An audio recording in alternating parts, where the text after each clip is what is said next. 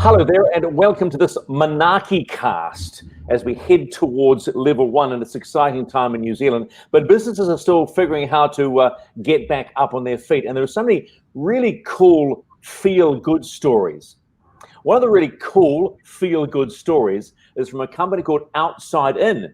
Outside In, you ask? What is Outside In? Well, how about we ask the co-founder of Outside In, Ryan McQuerry, what Outside In is. Go, Ryan. Thanks, Stephen. Yeah, it's just as the name says, we basically bring nature into businesses, and whether that's offices or hotels or retirement villages, we basically are the company that brings those beautiful plants into a business, and then we look after them. And we usually start out working with the architects to design something that looks good in the space. So that's basically what we do. Yeah, I'm glad you clarified that, because as soon as I saw nature, I'm looking outside going, right, there's quite a bit of nature out there, yeah. Wildlife and the such like. We could bring nature outside in. I'm going, wow, big company, yeah, real challenge. Talk to me about first of all, what your first thoughts were when COVID-19 hit. I think very similar to probably most people. There's a lot of fear and worry and uncertainty. So, I mean, I've got everything on the line with being a business owner and a company that's grown really quickly. And so, I was obviously concerned about all of our plants that are out there on site. So we've got a live asset that we have to keep alive. It's not worth anything if it's dead. And I was concerned for our staff. What are we going to do with 70 plus employees that are sitting at home? Can we do something can we use their time to upskill them or do something worth that, value to the company? Uncertain about just the financial impact. So the first week going into the lockdown, we had a loss in our family. My mother-in-law passed away 3 days before lockdown. And so I had this like big burden of what's happening with their business, as well as a family grieving process. And it was a really tough couple of weeks, to be honest. I'm staggered. 70 employees. I mean, is this nationwide, 70 employees? Correct. Yeah. So you've got all these live assets. Let's just call them plants, because live assets sounds like an individual. So let's talk about all the plants and trees that you've got. And what was the first thing you thought you had to do to save them, those that were in place? Yeah. We didn't know. We didn't really know, to be honest. We started out by estimating how long these plants could survive without having somebody tending to them. And so obviously going into the lockdown, we weren't sure if it was going to be 4 weeks or 8 weeks or 12 weeks. And so we're thinking, 4 weeks, there'd be a minimal impact, but beyond 4 weeks, we started really getting quite scared. So, it was pretty tough. It was pretty tough. I'm not going to lie. Okay, so what did you do? So when you decided, okay, we've got to make a decision about the live assets and also our stock. What did you do first of all with the live assets? When you made a decision, what was the thing you did? We looked at it a few different ways. One, we had to quantify exactly how many plants were out there and when did they last get serviced. So there could have also been, there was a good handful of sites that we didn't get to even in level 3. So we had like 2 days. We had the whole company out rushing around the country trying to get water on the plants. Okay. And the team they went for it. They did a really awesome job. So, and prior to that, some of the sites had gone for up to 2 weeks without water. So anything we didn't get to in level 3, we were already starting on the back foot.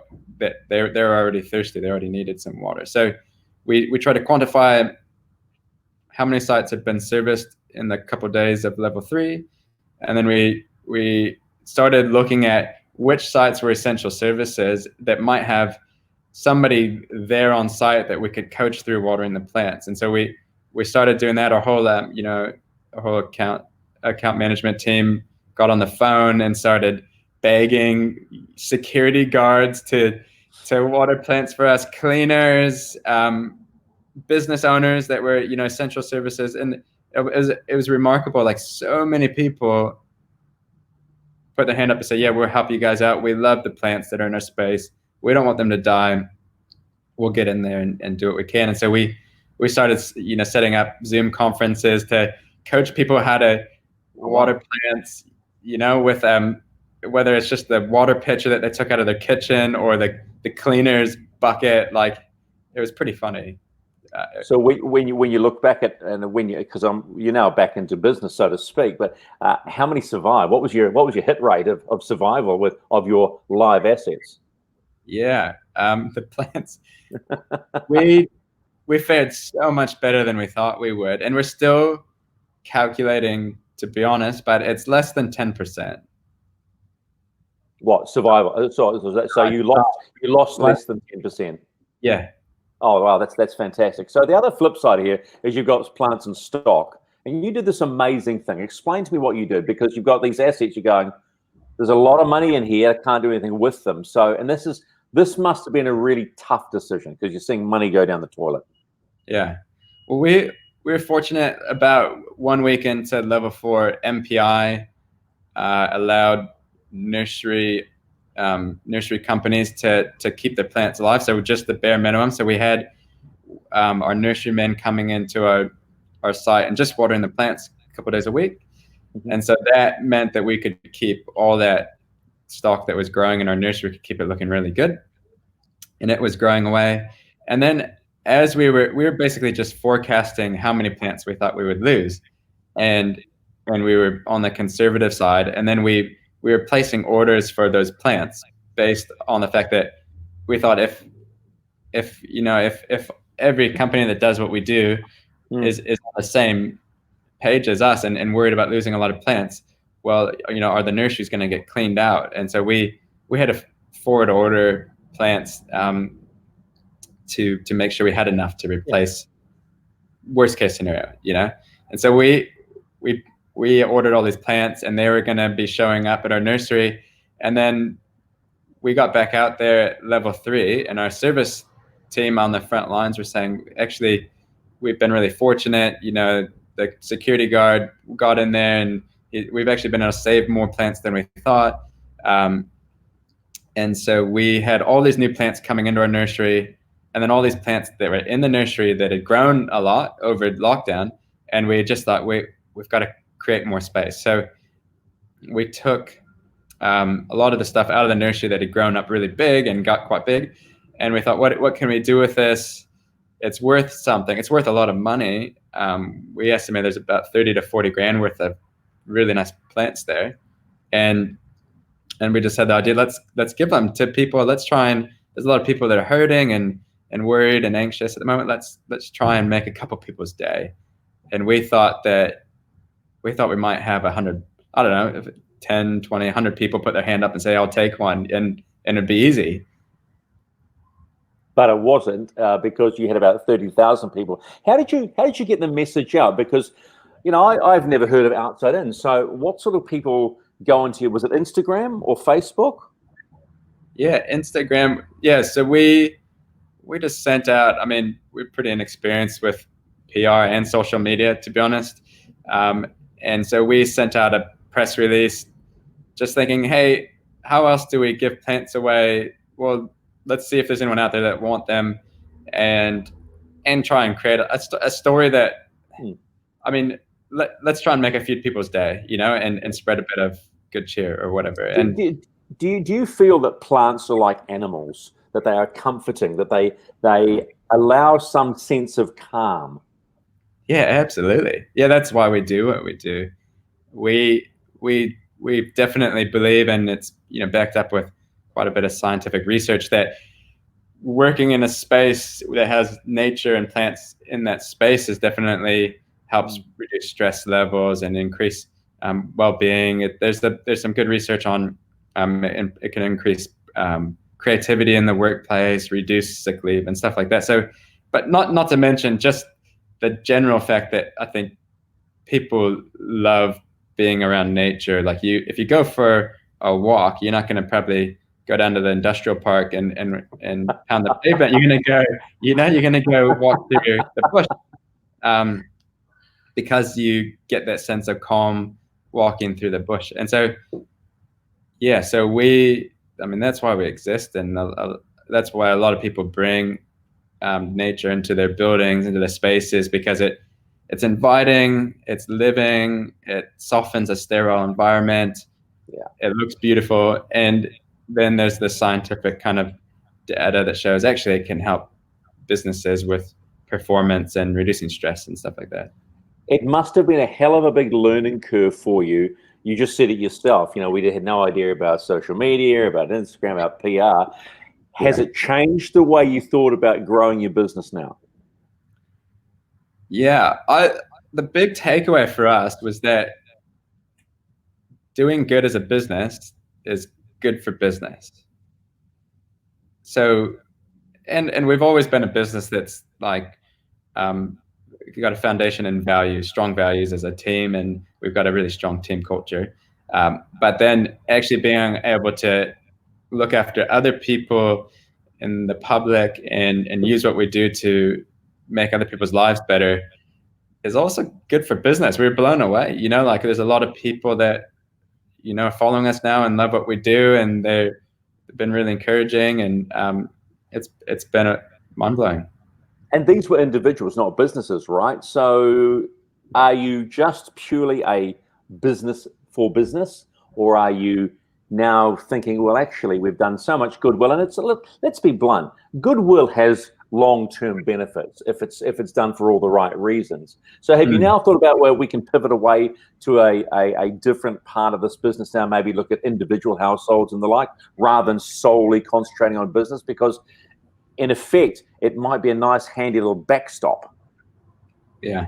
I mean, just to start by saying, we genuinely did give these pants away just because we wanted to make a few people's day. So it wasn't like it wasn't like some. Oh yeah, I don't. Yeah, don't get me wrong. I know exactly what you're saying. We weren't doing this because down the track, but it's just that it's part of human nature. It's a natural reaction. When you do something good, people remember you, and and as a business person, you go, well, actually, we wanted to do this, but down the back end, somewhere along the way, it's going to click. Yeah, I definitely. We've thought a lot about going residential with our service. When we started out as a company, we had like an online shop, and we'd ship plants to people's houses, and we invested a lot of money into the back end and got it all up and running, and closed it down within about 6 weeks, and just learned a valuable lesson, because there wasn't the volume in New Zealand. This was 6 or 7 years ago. There wasn't the volume in New Zealand to make it worth it, because it's a fairly low value item, shipping a $50 plant in a pot, So we went down that route, and then we also started decking out people's houses, and bringing greenery and green walls into houses, and it was enjoyable, but a lot of our offering is keeping the plants alive. And so we found that, we would be set up every Tuesday to show up at Mrs. Jones's house, and the service tech would drive all the way out to, wherever, Koei Miramar, and then she'd be like, oh, sorry, I've gone out to Pilates, and can you come back tomorrow? And then they'd come back tomorrow, and she's like, oh, sorry, the weather got really good, and I've gone out to play golf, and it was really hard to keep keep this. Okay. Yeah, that makes complete sense. People just get lazy with plants. So I suppose the question remains, then, you didn't really want to sell them, because you want to look after them, you want to nurture them. So the idea, you leave that to the nurseries, right? Yeah. In saying that, though, we have been thinking the last week we might do a little pop-up, like, online shop to send, so people can purchase some really lovely plants for the house just for a little while, just because there has been such a big following, and we're really good at, we know where to get plants and how to grow them on, and the stuff that people like. And so we might just do a little pop-up for a month, see how it goes, see if people like that service. So where did this all begin? Where did this all begin, Ryan? I mean, Outside, it makes sense. Like the whole business makes complete sense from a scientific perspective, from an emotional perspective of people living. So, what drove you and your partner to go? You know what? Let's make people's lives in the office space that much more comfortable and happier. Yeah. Well, my background was in landscape and design, so we used to build beautiful outdoor gardens for people, and then we started looking into green walls. These living walls that are quite popular. Fantastic. Yeah, and I always was fascinated by them, and so we started designing our own living wall system because I thought we could design a system that works better than what's out there. And then we started to see that people were bringing plants inside buildings, and I didn't know anything about this industry, even though I'd worked with plants my whole life. And we found out there's this hire plant industry. Do you know that? Have you heard that term, hire plants? Oh, I know what a hire plants is, but you explain the industry. Is it that simple? Just a hire plant industry, hire a plant for an office? Yeah. So that's how the industry started, and I've been told that hire plants worldwide, like the concept of hiring plants, started in New Zealand. I don't know if that's completely accurate, but that's what I've been told. And so people used to, for a business, they would want a plant in a pot in their foyer or reception, and they didn't want to look after it, so they'd hire a pot. And then these hire plant companies started offering this service, but what they'd do is they'd buy in a shipping container of pots for the year, from overseas because it was hard to find them locally, and they'd buy something really simple that anybody would want, so a white or black option, and a pot, and they'd come out and they'd say, hey, you could hire a plant and you could have 3 in your reception, and that was done. And what I learned working in landscape and design was that if you want a really stunning outcome, it has to start with great design, right? Like if we went and built a landscape on Waiheke Island for a beautiful multi-million-dollar home, if you scratched out a plan on the back of a napkin and started going at it, like, you're not going to get the same outcome as if you have a world-class designer really putting some good thought into it. You could have the same materials and the same people doing the work, but you stand back at the end and the outcome is vastly different. And so it really bedded in this idea to me that the value of the outcome is really determined by the quality of the design time put in at the front end. Yeah. And so when we started looking at the hire plants, we thought, wow, this industry's got it backwards. They send out a salesperson to say, hey, you can have a black or a white pot. And, and I would look at these buildings that were being built, and the architects would labor over every detail of a building. And, and they want this exact color of brass and it's patinaed. And then they want, this oak that's from this part of the world. And they cared so much about the details of a building. And then they'd hand it over to the tenant or the occupier of the building, and they would call up a hire plant company, and a salesperson would come in and say, do you want a white or a black pot? And I was like, they're kind of bastardizing the finish of this building.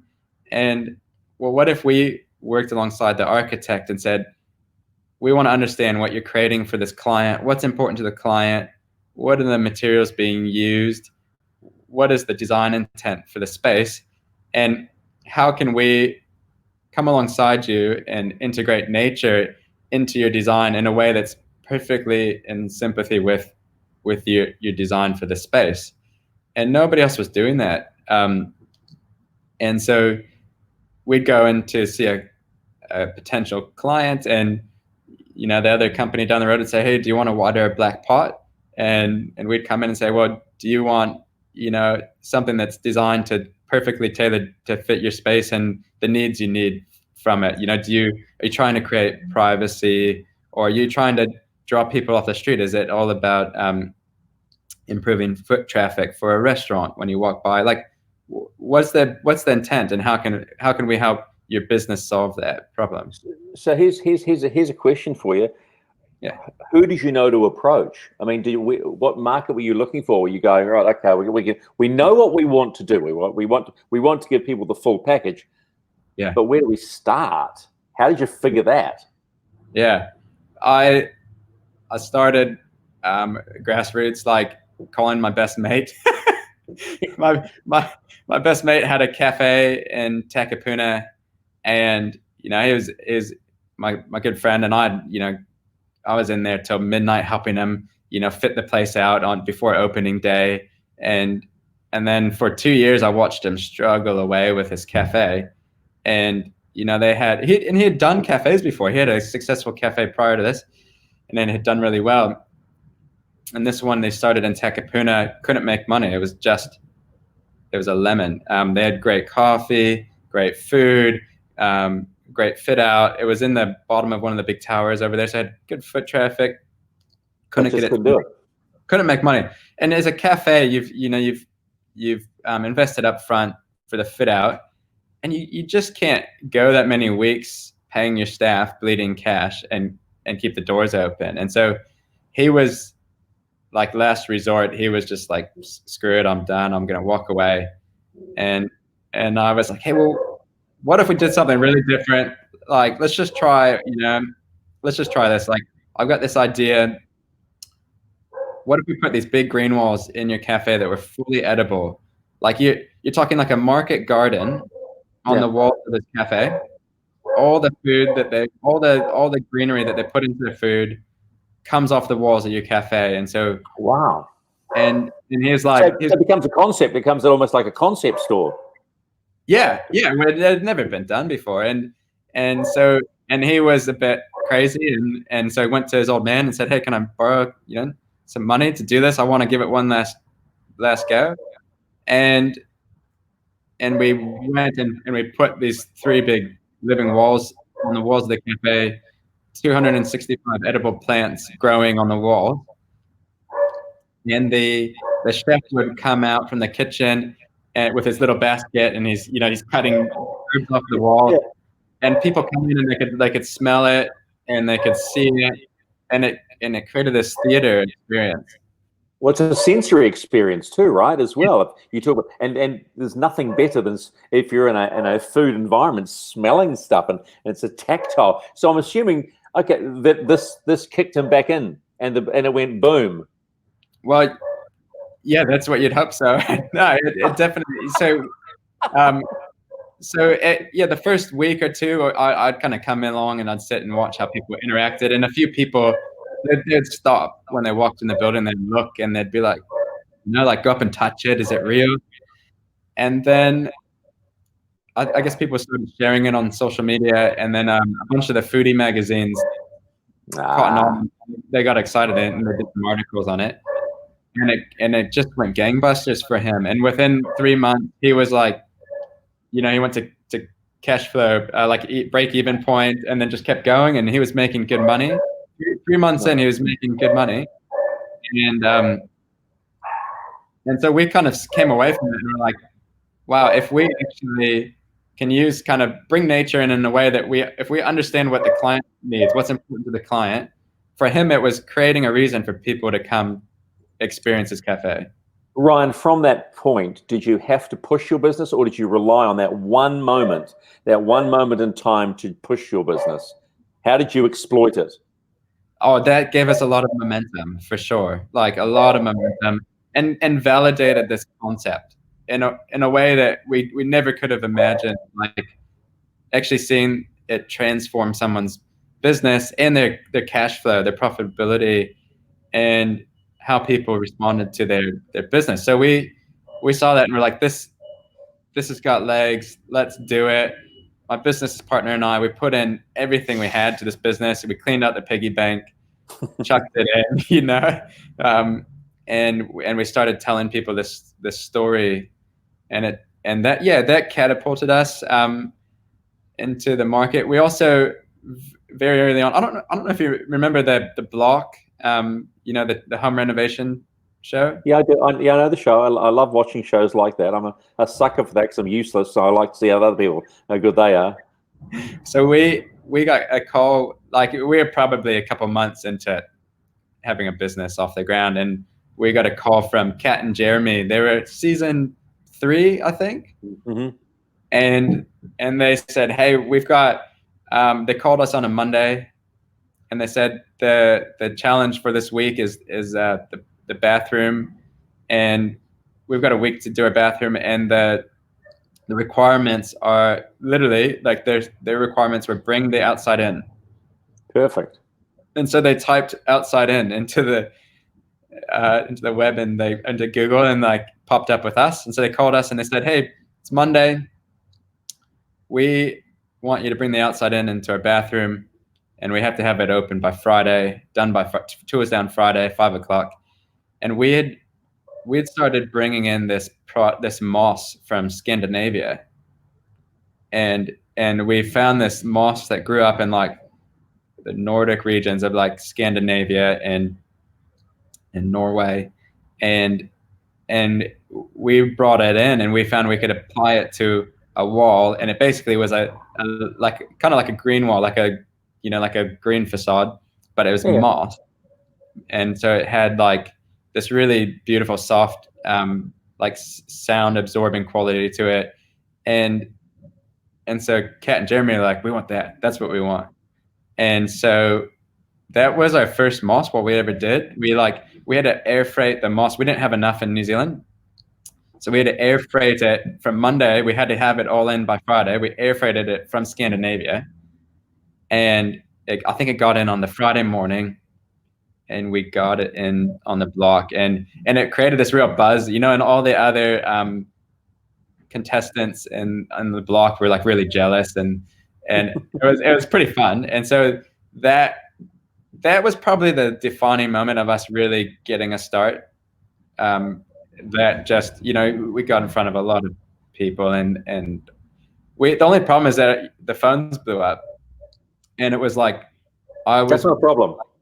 It was for us, because my business partner was moonlighting. He was doing like 8 hours a week, and I was like 20 hours a week in the business. We were trying to get it off the ground without sinking a bunch of money into it, and so when you have a few hundred people calling saying we want this product, it was mayhem. So it was a good problem. It was a great problem, because that's what entrepreneurs do. They go, oh, here we go, throw everything in and have a crack at it. Yeah. Let's go back to what's gone on in the last 8-9 weeks. Were you able to keep all your staff? Yeah. It's something that we're still really wrestling with at the moment. We, I think like most businesses, and we've been getting advice on, and to be honest, we actually we've got a different way of looking at it, I think, than some businesses. And so I'd like people to maybe consider, if they're sitting in this decision, like consider a lot more than just the profit of the business, right? Like, so we've got advice, from people that we respect. We've gotten a lot of advice, and the advice has been cut hard, cut fast, cut deep. Yeah, it's very corporate. It's very corporate advice, and that's not you, is it? That's not you. I don't sense that's you. I think I get the impression you're about to tell me I'll happily take less to keep my staff. Yeah, definitely. I mean, we're a people-led business. We've got a big moss logo on our wall, and it says "Grow Great People," and we sort of live by that. And so that was pretty hard advice for us to chew on. And fortunately, my business partner, he's very analytical brain, and he started ticking away, and he's probably run 100 different scenarios, and from everything from taking the advice full on and making a huge big cut to what would it look like if we all got on board and gave it a go, and we all sacrificed maybe a little bit, but also like what else do you have to take into account if you're making a decision like that? Well, for me, Ryan, it comes down to one thing, and you talk about the corporate thing. For me, it's about greed, right? You either care about the people that you have in your company, or you don't. And so you're looking at the bottom line, going, well, you could easily go, well, I could chuck them out, and our numbers stay, or that we be better. Or you go, you know what? This is a passion project. It's my job. It's a passion project, and those people are part of the whānau. So you go, screw it. And I don't think a lot of people think like that. I know there's another company called smaller company called the Chia Sisters, and I got the same thing. You know, they make that chia drink, and that amazing little company now. And I got the impression of them that it's like they're the same. It's like, this is not necessary. We've got to make money, right? We've got to make a living. We all understand that. But there's this really nice feeling about, but it's not necessarily about going out there and being gangbusters. It's about going, you know what? I like this environment. I like what I'm doing. Our product's good. So let's look after each other. Yeah. Yeah. So kind of the path at the moment we're seriously considering taking is what could it look like if we all rallied around a couple collective targets? Like, obviously, if the business is on a massive backslide, you have to do what you have to do to keep it alive. But before getting there, you can also look at revenue. Like, what are other opportunities to increase revenue, even in a time when the market might be difficult? Like, get creative, be agile, look for other opportunities that might be relevant at the moment. And we're looking at it and we're going, how can we make enough revenue to keep the whole team employed? Nice. And when we've come up with a figure, we've gone, hey, this is what we'd have to do. Okay, and then we're saying, well, you could make a cut right now, and you probably save some cash up front. Like, cash is king. I agree with that. But you also have to look at, what does that do to the culture of your company? Does it completely demotivate everybody? Like, are you relying on the rest of the team that are still there to come in and be passionate about getting back into work and doing their best work? What if they're in an extremely uncertain environment and they're seeing their colleagues all around them losing their jobs and people that they cared about? They're going to be highly demotivated. And someone was telling me yesterday that on average it takes 13 months for a company's culture to recover from a restructure. So that's a long time that you're forfeiting productivity for a short-term, like, cash savings, right? So are you guys in the right space? Do you think you're in the right space to go forward, keep everybody employed, even if it's at a lower level, and regrow the business? Are you in that good space? Do you think you've made the right decisions? Yeah, I believe so. Yeah, I mean, there's been we've had to look at cost savings across the board, and that's important. We've all had to make some sacrifices along the way, and we will have to keep making sacrifices. But ultimately, we're putting it to the team, and we're going to say, look, here's our two options. We go and we cut hard and deep and fast. That's the advice we've gotten from some people who've been in business for a long time. Or what about if we all rallied together? And do you guys all think we could work really hard together, be creative, and hit some targets that mean that we could keep everybody, but we all might have to make some sacrifices along the way? We're all going to have to be highly aligned around value creation and being creative. Is that something that as a team we want to do? And so I think that's I think that's ultimately probably in the best interest of the business. So going forward, and you look at what you've done. So at this particular point, you've still got your 70 staff. You said that you had a couple of takeaways. Do you think you will? So someone said to me once, "Yeah, it's times like this where you need to promote yourself. You can't just sit back on how you did stuff, right?" So you had this incredible response to giving away plants, $30,000. That's a big hit to the bottom line. Yeah. Do you think you've gone, you know what? Promote, and just get on with it. Do you think that's the key now to regrowing the business? Yeah, I think that's one of the keys, but I think that every other business out there is doing the same. You see everybody really going hard on the promotion side of things, and so I think that you have to be creative as well. I think ultimately you have to look at, is your service or your product, is it relevant at the moment? If not, how do you make it? Perfect? It's completely relevant. Completely relevant. Yeah, for us, I think it is definitely relevant. Like, if you want staff to come back to their workplace in a time of uncertainty and they're stressed and anxiety is high, like what's something that can help reduce those stress levels? Like plants. Plants are a cost-effective way to do that. And in the same way that, you could look at a cost-saving measure and take away your espresso machine in your office and give people instant coffee. Well, it's not a huge cost, and you probably actually find there's a greater upside to keeping it. So I think that relevance, I think that promotion is helpful, but ultimately one of my two the big things that we're really encouraging the team on is, are you creating value in your role?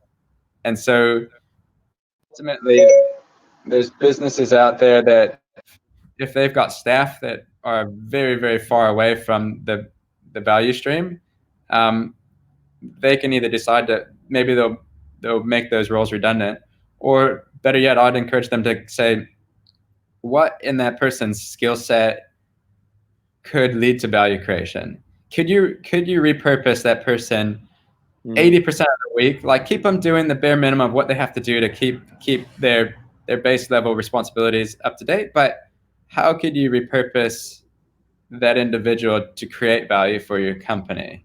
But they've got to buy into it, though, right? They've got to want to buy into it, and that's the key. And how you sell that message is the ultimate key, right? Yeah. And some people will find that's daunting. Maybe they don't think that way, and they go, how do I create value? And I don't know how to do that, and they get frozen. So I think that the other thing is, at the moment, we need to, like, what we're doing is we're putting some big initiatives to the team and saying, hey, we all need to rally around this, but you're not on your own. We're going to give you all the support we can possibly muster. We're all doing this as a team. We're going to roll up our sleeves and get behind you.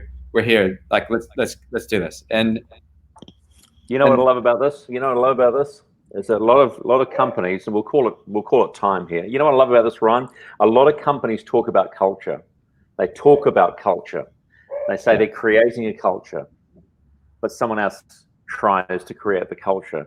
And I'm a great believer that good cultures are driven from the top, like you and your partner. And that's you're a perfect example of how you're embracing your team and the idea that, well, we started this company, we know what it's about, so we want you to be part of it. And even better for me, you're completely green, which I love. I know and you should be really proud of that, because we talk to a lot of people and you in life and big companies, and they say, yeah, we've got a great corporate culture, we've got a great culture. And then you go and talk to the different levels, and there is no culture. So it's really good to see at this level, which is, you're a small, medium enterprise doing the job. So I thank you for your time. I'm glad to see that you're smiling and that you've got yourself through this. I get the feeling, a really good feeling, that it's onwards and upwards. I still think you should promote Brokes. I think the great Outside In is a great brand. It's a great idea once you sit down and think about it, because I had to sit down and think about it for at least 3 seconds. And it'll be good, bud. So thanks for giving us your time. Outside In, you just type it in, Outside In, and that's the way. That's all you have to do. Type it in on the Google.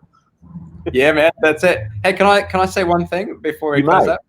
Yeah, so we had this overwhelming response to the plant giveaway. And so and a lot of people came back and they said, we love plants for our office. Are you giving them away to offices? And initially we didn't. We just said, we select individuals that take one for yourself, one for your friend. But we had such a big response to it that we're going to do kind of like a Pimp My Ride version of the plant giveaway. And so we've just started, we're doing a giveaway where we're going to come in and totally turn somebody's office or workspace into a jungle. Oh, wow. What's it called? What's the competition? So it's a competition. You're running a competition. Yeah. What's it called? So we're calling it Junglify Your Office. Junglify Your Office. That's great. Yeah.